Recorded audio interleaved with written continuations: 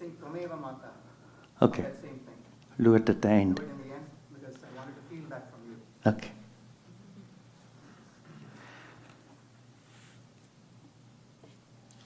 Take a gentle posture, which is steady. Eyes are gently closed.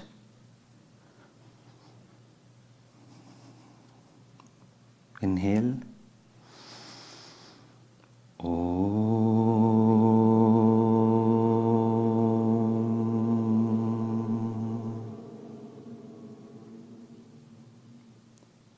Inhale.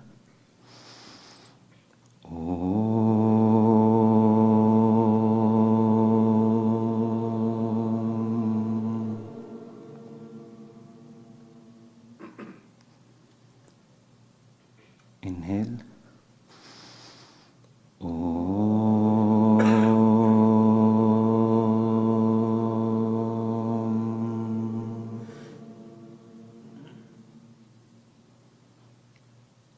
Asato ma satgamaya tamaso ma jyotirgamaya mrityorma amritangamaya.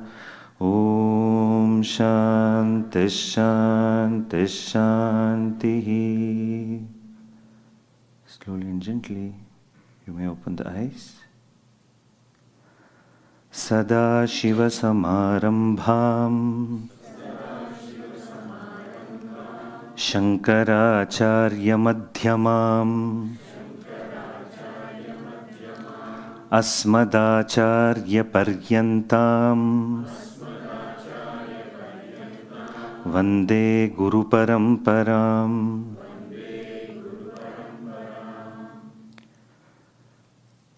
Omkara is a 3-syllable word. Akara, Ukara, Makara. Om. That's how the pronunciation is, but Mandukya Upanishad and the tradition accommodates the chanting of Omkara in an elongated manner for the purpose of meditation. So why are we doing Omkara every day? Why are we chanting before the class? To invoke a sense of meditativeness in this body-mind-sense complex.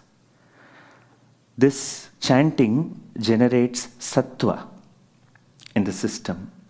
And sattva guna is what you require. Sattvic state of mind is what you require in order to inquire, in order to research, in order to understand something. So we invoke sattva.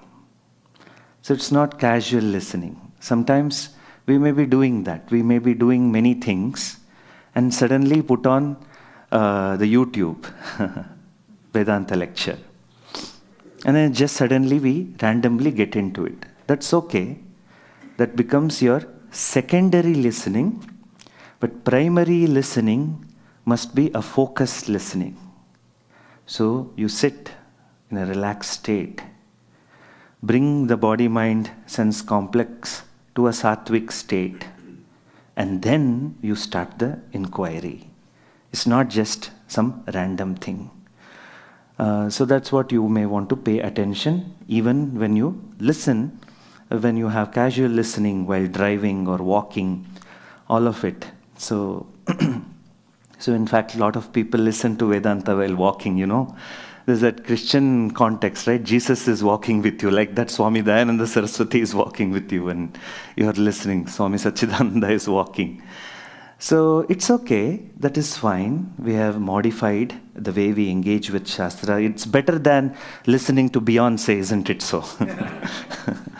So you're listening to Brahman rather than Beyonce, so that's fine. So you have a context, that's fine, but then may you know the place of it.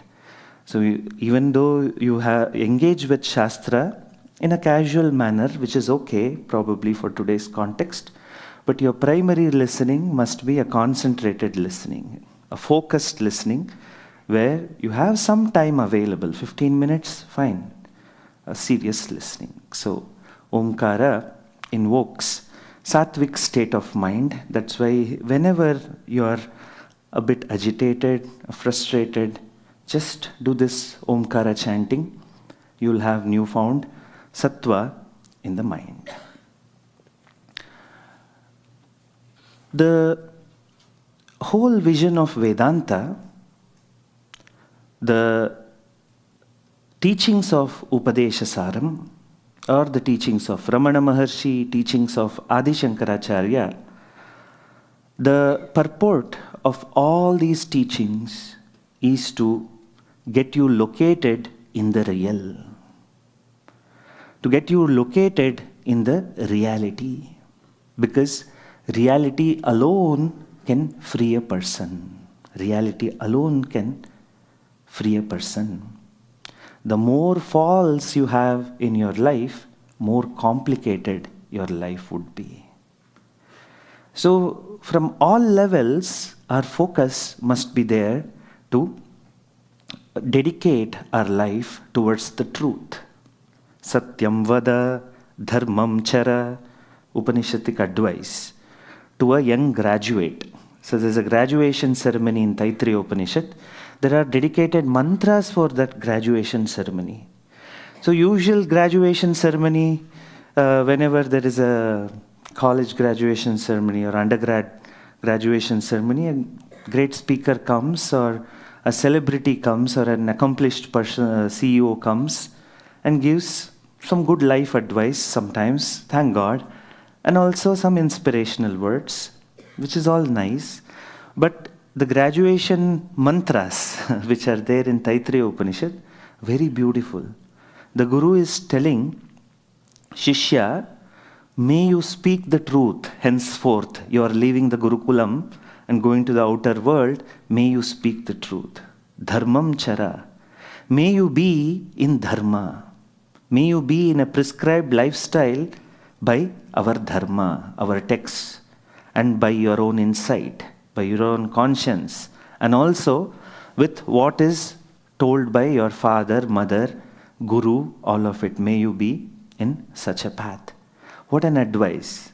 And the famous mantras that all of you know of, Matradevo Bhava, Pitradevo Bhava, Acharya Devo Bhava, Atithi Devo Bhava, all of it comes from Taittiriya Upanishad. May you look upon your own mother as God. May you look upon your father as God. So all of these values are coming from the Upanishad. Where is it being told? In a graduation ceremony. That's the beauty of it. That usually after graduating from the college or undergrad degree or postgrad degree, what is it? The mentality is usually to go into the world, fight it out and be a winner. And that's not the Vedic perspective. Create wealth for yourself and to the world, and never deviating from dharma, never deviating from ethics, and also never deviating from family life, where a life where it's not an isolated life where career alone becomes the focus. Accommodate father, mother, guests, your family, all of it. A beautiful vision. So basically, even at this stage, Veda is locating you to a physical reality, which is there, the transactional reality, outer world, which consists of father, mother, all of it. It is locating that young graduate in reality, not some imagined life that only when you keep running and you will accomplish, that alone is life. No, that's an imagined reality. So even in a graduation ceremony, Veda is locating a student in this physical reality which one, the context in which one is operating. Similarly, the objective of Vedanta is to make a person be in reality. False is the burden that everyone carries. What you need to be located is in reality. Anything that you superimpose on yourself is false. We are never comfortable with false, in fact. that which doesn't intrinsically belong to you, you're never comfortable. You're never comfortable. That's why when an occasion is there, when a wedding is there, you put on a lot of things on this body. You put on heavy clothes. You put on jewelry. You put on many things. In fact, in the ancient days, men also used to have a lot of jewelry. And for some time, then the jewelry was not there for men. And now it has again come back. So men also have almost equal number of accessories and jewels. For these youngsters have like that of what women wear. So society trends keep on changing. So you're never comfortable, even though you all put all of it for a particular context. The first thing that you want to do as you come home is to just put out all those jewelries and then heels, etc., whatever you falsely impose on yourself. Your height is 5'8", but there's no acceptance. You want to increase it, You want to make it 5'10". So put on 2-inch heel, which really so uncomfortable the whole time. See, anything false is uncomfortable. How do you say so, Swamiji? Heels, for example. Anything false. Anything false. In fact, today modern conception is just to keep on superimposing the false on the body to put a particular self-image. That which is really not there, you are adding all of it. Hair length is a certain thing, you add extension. Hair color is a certain thing, then you put a dye on it. And all that unreal false hurts you. All the color that you put on are carcinogenic substances, coal tar dyes, etc. But yet, self-image, a false self-image holds so much value. I don't mind harming the body. I don't mind harming the body. I still want my hair to be in a particular color. So ancients thought about all of it. These Swamis also may put on hair dye, so they gave shaved head hairstyle. Or don't groom, let go of it, let the hair grow. Rishi's hairstyle. So modern youngsters and all are having Rishi's hairstyle now. So if your son is growing long hair, don't contest, it is Rishi hairstyle. So don't be bothered. So we superimpose so many things because the obsession, the direction in which we are walking is all false. A Vedantin must become aware of what is real and what is false at all levels. At all levels. In fact, how to really bring people to this level is a concern. When a person does not understand which is a real message on the WhatsApp, which is a fake message on the WhatsApp, how to talk about Atma Anatma Viveka.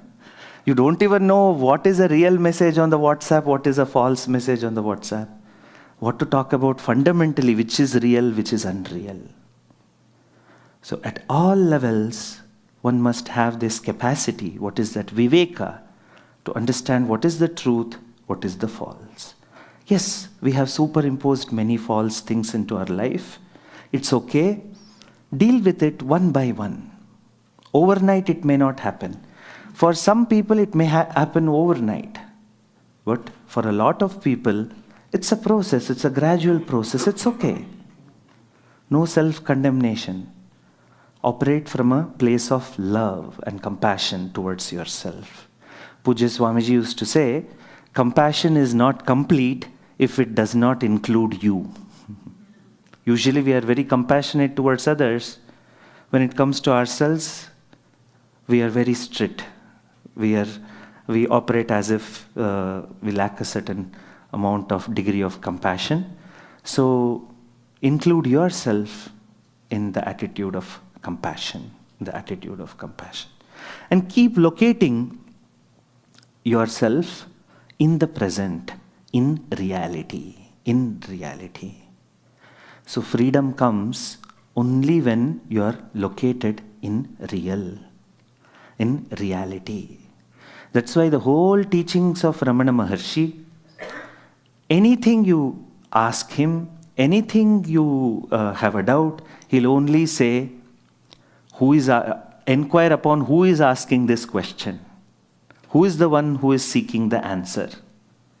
Who is asking this question? Who is having a doubt? Be located there. And what is that place? That is Aham, I, the pure I. The pure I. So inquiry leads us to that. All our bondage comes from the falls. In fact, we have become so comfortable with the falls, that's why a lot of people are not oriented towards moksha, not oriented towards freedom. It's because somehow they have found comfort in this bondage itself. That's why it's hard to locate oneself towards absolute freedom. I wish I had something to demonstrate it. It's like your hands are bound by a wire. Okay? And that the length of that wire is this much. So even though your hands are bound, you're able to do a few things, isn't it so? Suppose my hands were to be bound. And then I still can do so many things, isn't it? So I can pick up something, I can operate, all of it. So even though one experiences this sense of bondage, one has somehow found out a way to operate within that boundary.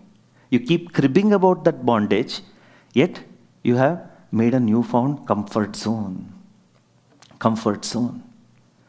So that's the problem. You got to identify that in order to totally be free in present moment, in future, however life manifests, one got to be free all the time. So the Shastra brings our focus to reality, the Paramarthika reality. There's a technical word, Paramarthika Satta or Paramarthika Satyam. The absolute reality. Absolute reality. What is that absolute reality? That which never changes. That which never changes is the absolute reality. And where are we operating from? Where are we currently? In transactional reality or empirical reality called Vyavaharika Satya. Vyavaharika Satta. Empirical reality. A realm, a plane in which everything is constantly changing. Everything is constantly changing. That is the empirical reality. And a physical world which is at sight. Physical world that you are able to see, smell, feel, all of it through your sense organs. That is the Vyavaharika reality. Even though you are able to see, touch, feel, all of it, one question if you ask about Vyavaharika reality, is it permanent? Is it unchanging? You yourself have an answer. Through the same 5 sense organs through which you felt, smelled it and tasted it and all of it, even through this sensory data, you can say it is constantly changing. It is not permanent. So our focus is to locate ourselves, locate the I, which is lost as though it is lost in the empirical reality, to bring back to its own nature, as though bring back to its own nature. To be located in Paramarthika reality. That's the focus of the entire Shastra. Another thing has happened. We are not only at the realm of transactional reality, we have some more superimpositions on it. In the transactional reality, Vyavaharika reality, there is a car. with you. And the function of that car is to take you from place A to place B, but then you have further superimposition on that car. What is that? Car is going to represent my status. That's a superimposition on the car. Car takes you from place A to place B, vyavaharika satta. Superimposition of something else on it, what is that another layer of status, is pratibhasika. Pratibhasika. What is pratibhasika satyam or pratibhasika satta? Is subjective reality. Subjectivity. You have superimposed your subjectivity on it. That's why, and what has happened, you have given car so much reality, it's as if an extended limb of yours. It's as if extension of yours. How do you say that, Swamiji? I don't know about here, at least I can vouch for it in the Indian context. A scratch on the car is like a scratch on the heart. So car has become extension of yourself. Subjectivity is imposed on the car. So see how many things are involved in order to locate yourself in the real. All the false superimposition on the car, except for its utility value, has to be now negated. Negated, has to be roasted. Take away. Then locate that car for what it is. What is it? It's in vyavaharika realm. It's in the transactional realm and it has a utility value. And is it permanent? Am I going to have it permanently? You ask that question, then you know that it is impermanent.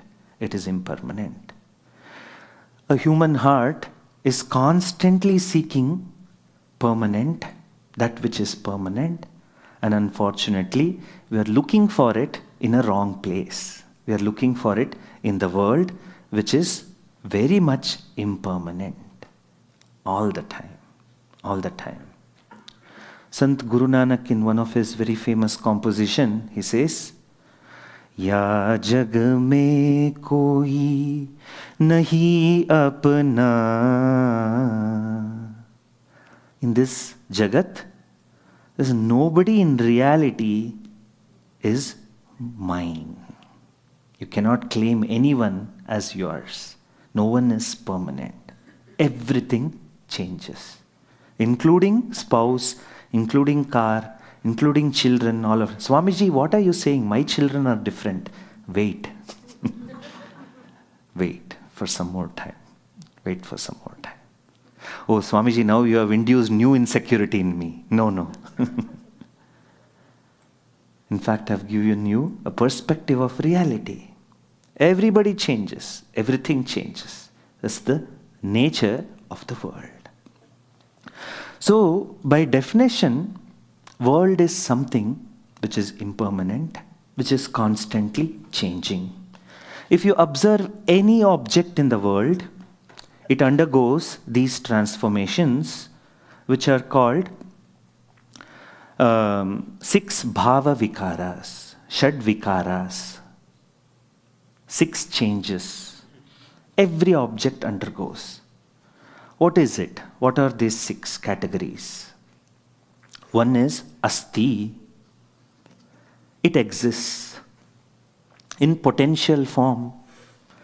Before this water bottle came into being, the elements used to manufacture this water bottle were there. Asti. It exists. Second one, what is the second vikara, second change that happens is jayate. A water bottle is born. Now apply this to all objects in the world, including a human child. There is birth. There is birth. There was the seed, and now there is a birth of a sapling. So the baby was in potential form inside the body of father and mother, and now there is a birth of a child, child has come into existence. Inside the womb or outside. Child is born. Jayate. And the third change that any object undergoes is vardate. Meaning, vardate means it grows. It grows in size. It grows in many attributes. A particular sapling or a child grows. See, this jayate and vardate stage everybody likes. You have started a new business. A business is born. And then vardate, it increases. The business is in increasing stage, upward curve. Everybody likes it. Everything's thing to celebrate. It undergoes next a fourth stage called viparinamate. It undergoes changes. Having grown, undergoes further changes. So many changes. Sometimes we like it, sometimes we don't like it. But any object, any person, any relationship has a growth phase.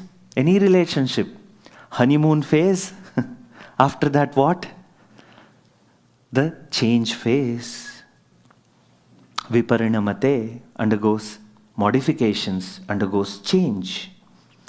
Then the fifth stage, apakshiyate. Now it starts reducing. That which was growing, that which was getting modified, now it is in the stage of decline. Apakshiyate, it declines. Human body, any object, plant, anything. It's a thumb rule that you can apply for any object in the world, including human body, including human relationships. And what is the sixth and final stage? Vinashyati. It comes to an end.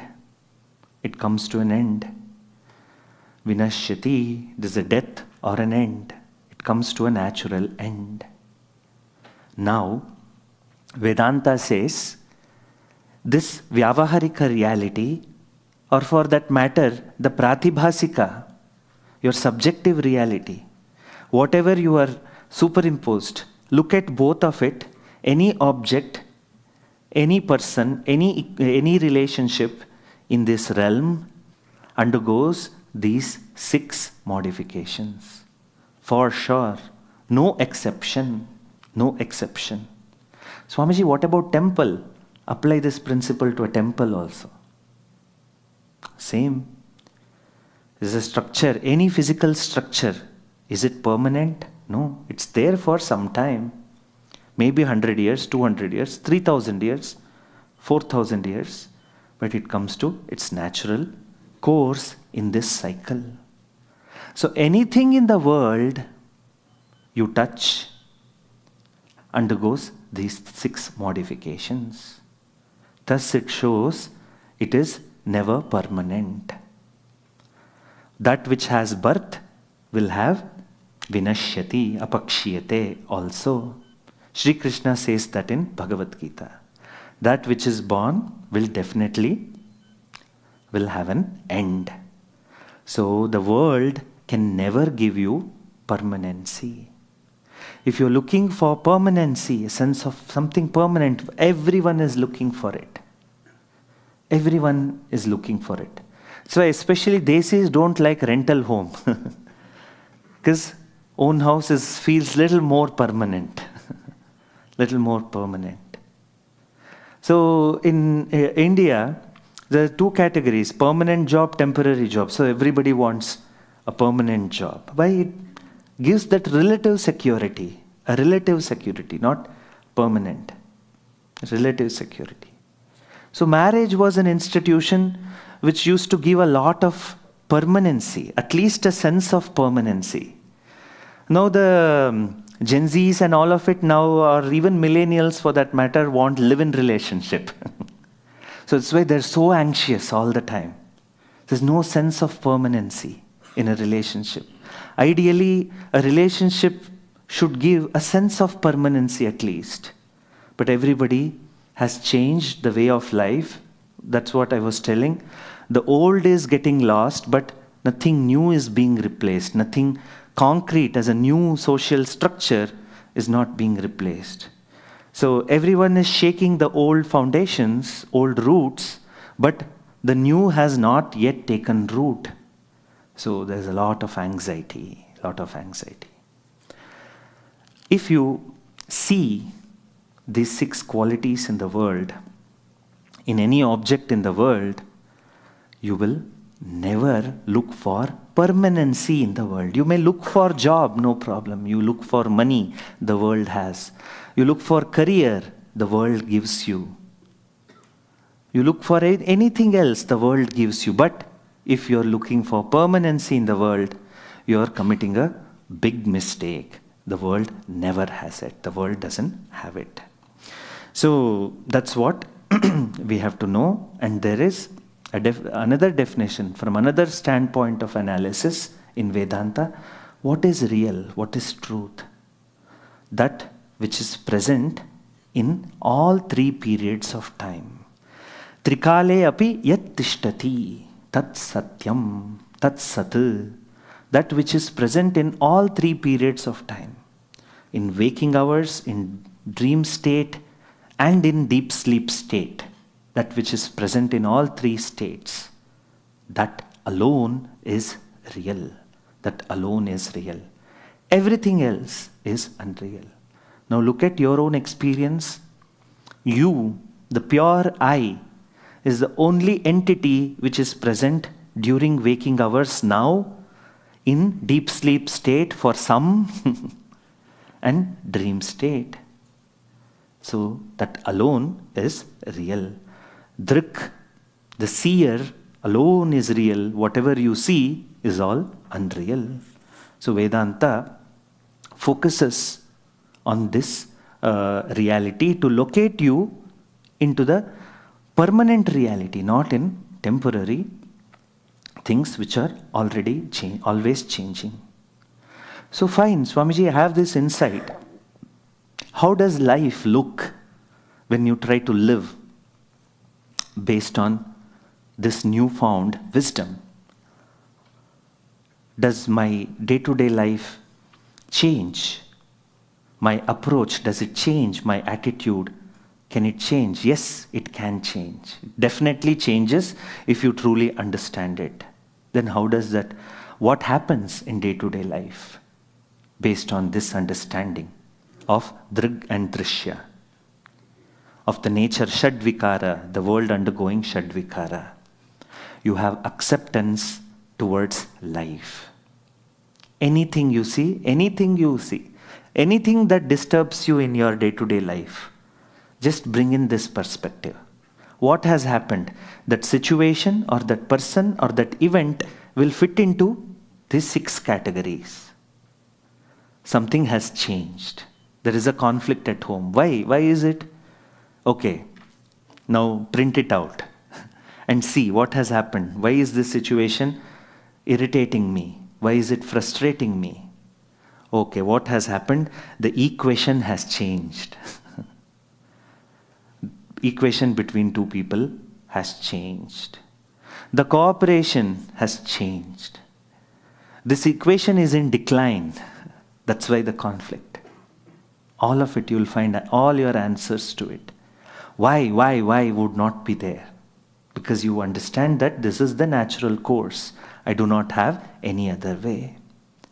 Then you will also understand and accommodate others through this understanding.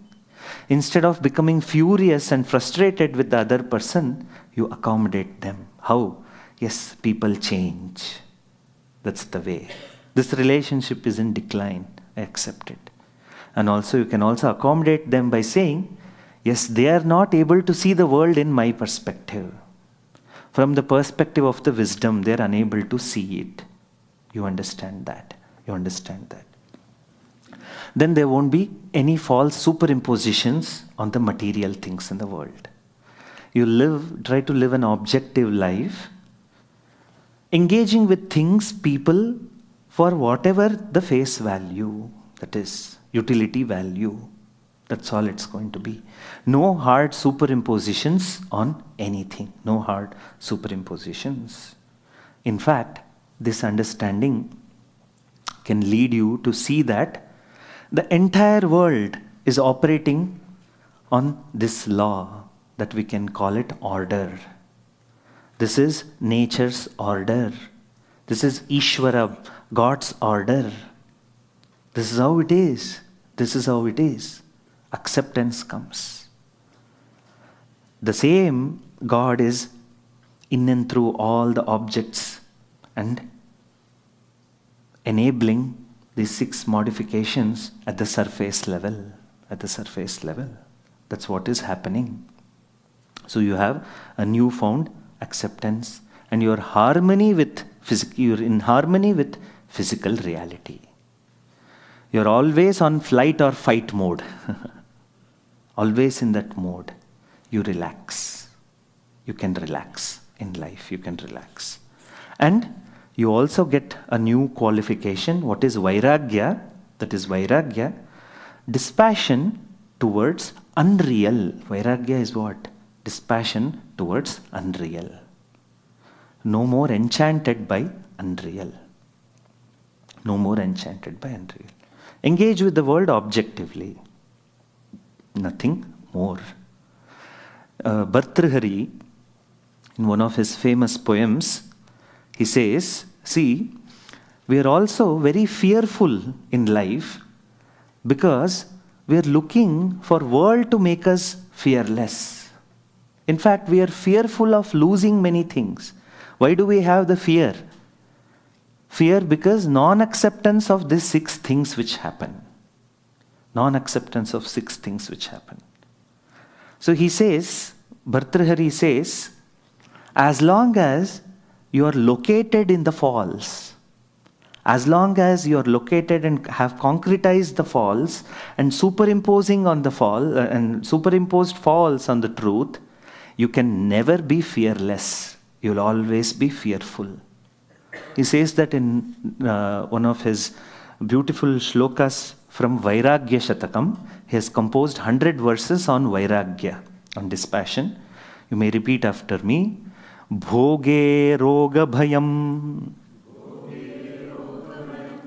He says, you are looking for enjoyment in the world, but having enjoyed, and after a certain stage, whenever you are enjoying, that enjoyment is always backed by with one fear.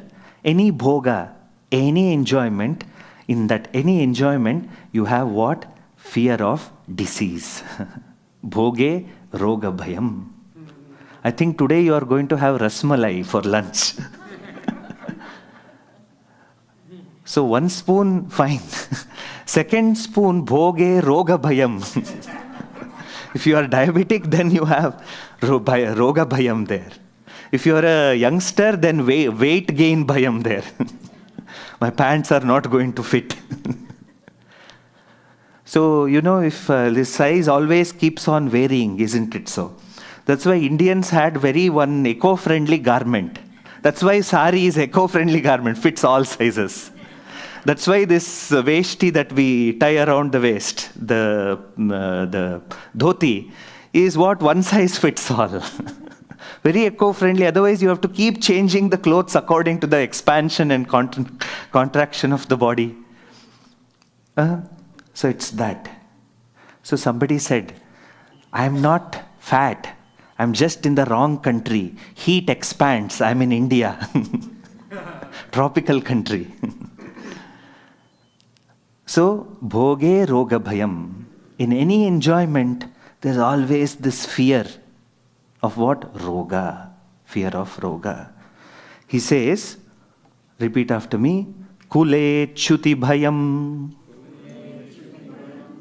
Suppose you take pride in being born in a particular family. Ask those kids in that family who are young adults or now, there's always a thought, what if the family loses all the wealth? What if we lose all the wealth? Kulecchuti bhayam. Or what if something happens to the reputation, because all my wealth is standing on my family's reputation? What if something happens to the reputation of the family? Even in the ancient days it was the same, even modern day it's the same. So this company has a certain valuation and a CEO gets involved with a scandal. Then the whole stock price drops. Kule chuti bhayam. Furthermore, vitte nrupalat bhayam. Suppose you're located in money. Vittam is money. Suppose you're all the time located in an entity called money. Vitte nrupalat bhayam. Nrupala means king. So in the ancient context, if you have wealth, you're always afraid of the king taxing it and taking it away. In fact, modern day also, the kings are replaced by statesmen and state persons, whatever. So we have tax system, always we are afraid of it. We're always afraid of it. Wealth, tax. Even having wealth, after a certain time, the parents who have now accumulated start newfound fear now. Okay, how do I save it? What will happen if I don't make a will? This, that trust, what should I do? This, how to save the tax? A new worry starts.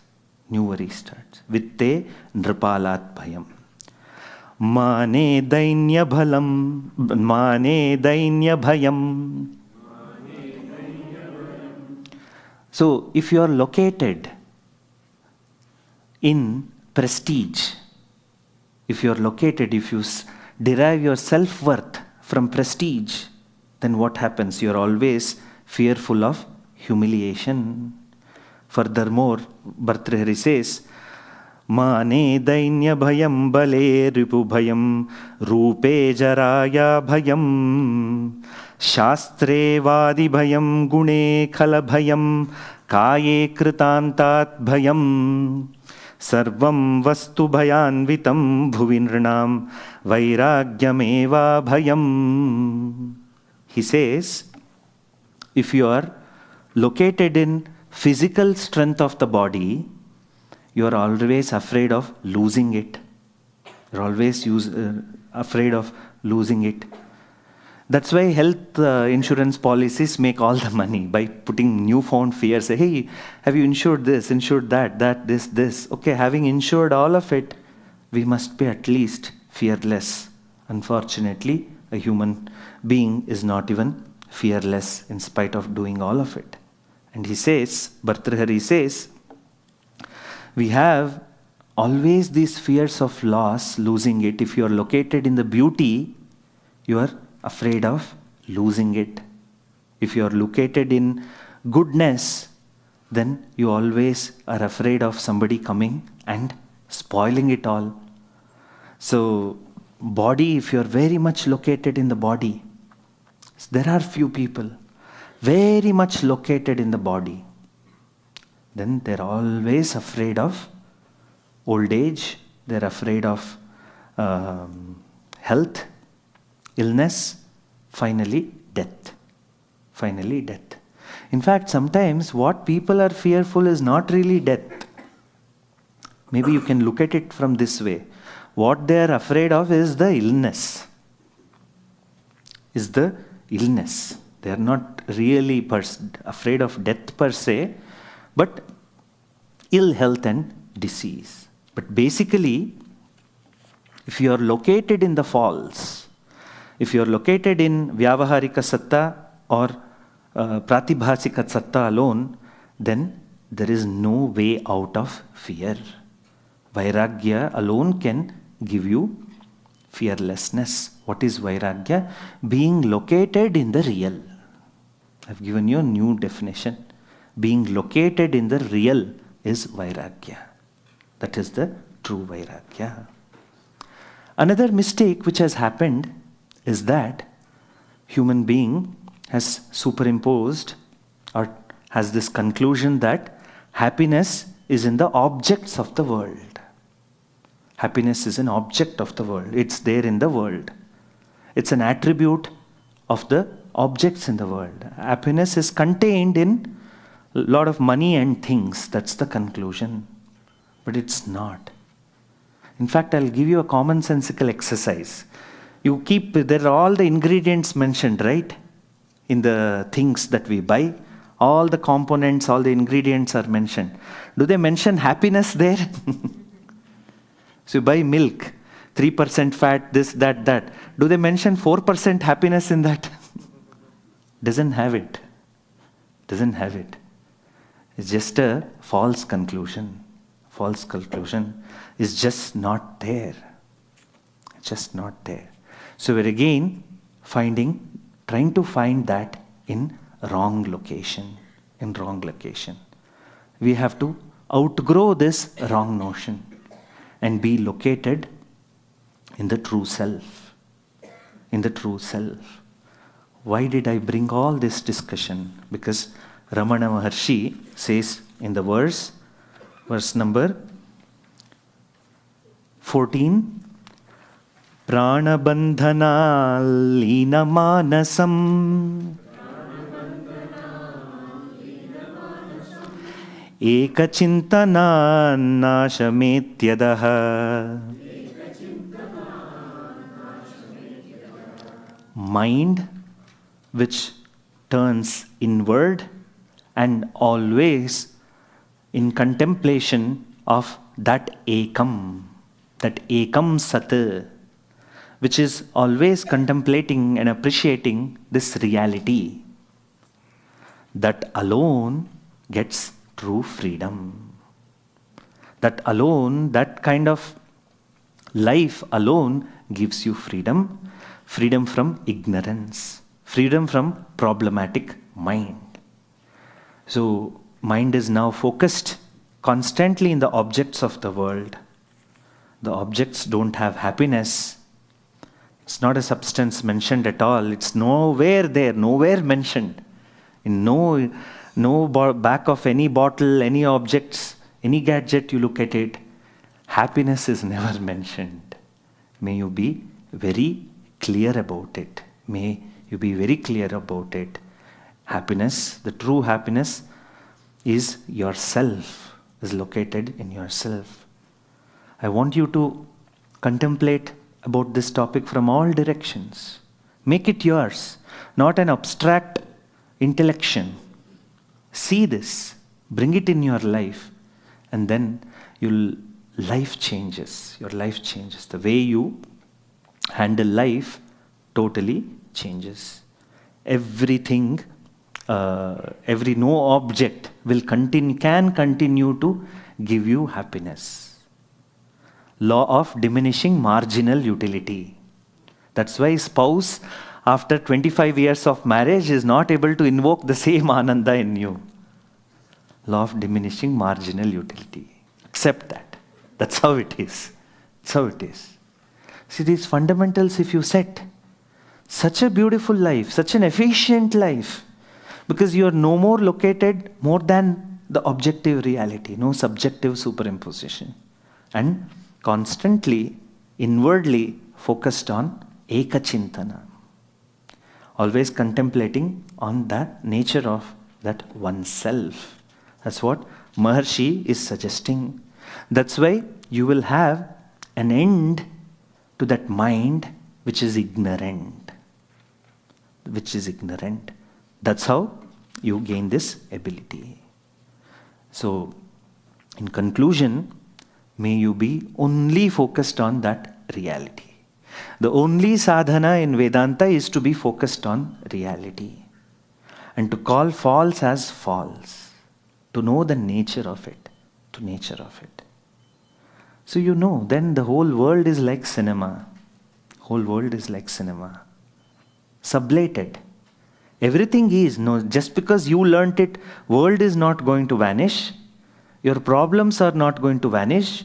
You're going to go back to your homes in 2 days. You'll see that problems are still there. But you are a changed person. you operate from a different perspective. We cannot clean the whole world. We cannot make it perfect. That's why we wear footwear and walk. Isn't it so? So, we know the objective reality and totally you are located in Sat. So, that is the effort of Vedanta. That's the phalam of the Vedanta. Grounds you in the reality. Grounds you in the reality. In fact, Pujya Swamiji used to call it yoga of objectivity. Yoga of objectivity. Let go of all the subjective superimpositions. Then you are located in reality. You see the reality as it is. As it is. There's a glory to what is manifesting outside. You will be able to see it as a vibhuti only when you have this orientation. Otherwise, the world before you is not Bhagavat Vibhuti. It will be all the time a problematic place for you. You're frustrated, you're hurt by the world. All of it. Then what through Vedanta, what we have done, essentially it's like removing the fangs from the snake. The snake is still there. So the poison is removed. Snake is there. That's why that snake becomes symbolic ornament of Lord Shiva. Meaning what? He wears the Jagat as a glory, as an ornament. So that's what happens. You no more fighting with the world. No more fighting with the Jagat. You're located in Sat, and then you have a true understanding of the nature of Jagat. What it is. What it can give, what it cannot give. World has utility, but world doesn't have ananda. World doesn't have permanency in it at all. So this understanding frees you. What a freedom. What a freedom of dropping all wrong conclusions, just like you drop all those heavy ornaments and saris and suits after a wedding. So it's that. So it's that. It's always that. In fact, human being has such a distorted living. See, I'll suggest you one exercise. And you tell me, after telling this, what do you feel? You tell me. Okay, once you go back home, do you all have nice clothes? You all have, right? Wedding clothes, nice Kanjivaram saris or dresses, all of it. Do you all have? Yes. Men, do you all have kurtas, tuxedos, all of it? Yes, you have. Do you have jewelry? Yes, you have jewelry. Do you have nice plates and crockeries and cutleries in your home? You have it. Now go back home. After settling down for that dinner, Tuesday or Wednesday's dinner, you all wear all these nice dresses. Put the makeup on. Bring out all the nice cutleries and crockeries. Cook a simple meal and sit there and eat. Now what do you feel about this exercise, this suggestion? Looks absurd, right? Seems weird. Seems weird, isn't it so? Why does it seem weird? All our ornaments, all our dresses, all of it, all the crockeries, all of it are not for us, for others, to show it to others. That's why if you have to be in this configuration in your own home, it sounds weird. It's weird. See, through this example, you can see how much our life is based on false premise everywhere. Let go of mithya. Be located in satyam. Be located in satyam. Let go of all these upadis. All these are upadis. The jewelry, all of it. Let go of it. So let go of this aham bhava. Me, I is getting confused with the body, mind, senses, all of it. So separate from it through the viveka, drigdrishya viveka, and be located in the real. That's the essence of Saddarshanam. That's what, Upadēśa Sāram. See, I was located elsewhere. So Maharshi brings you to that ekachintanam. Ekachintanam. Always being focused towards real. We'll discuss more in the concluding class tomorrow. Om Sarve Bhavantu Sukhinah, Sarve Santu Niramayah, Sarve Bhadrani Pashyantu, Ma Kaschid Dukkha Bhag Bhavet. Om Shanti.